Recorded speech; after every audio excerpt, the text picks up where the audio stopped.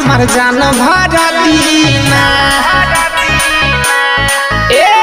जहिया से सावन के चढ़ल महीना भूखले रहे छै हमर जान भर दीना। जाके गाँव के शिवाला जल ढारी करे छै हमर पागली हमारे ला समाधि करे छै। हमर पागली हमारे ला समाधि करे छै।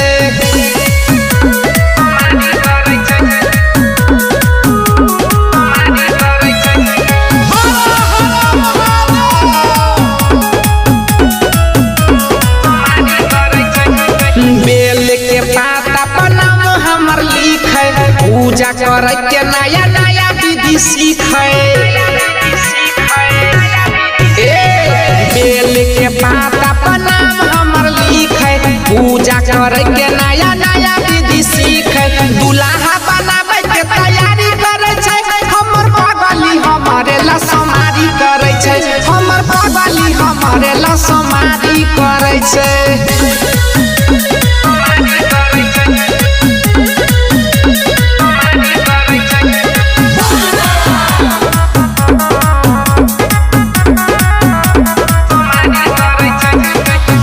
लहसुन के सेवन नहीं करे हमारा पजान से ज्यादा उमर। प्याज लहसुन के सेवन नहीं करे हमारा पजान से ज्यादा उमर। सुजीत सनम ला जला ढारी करे छै हमर पागली हमारे ला समाधि करे छै। हमर पागली हमारे ला समाधि करे छै।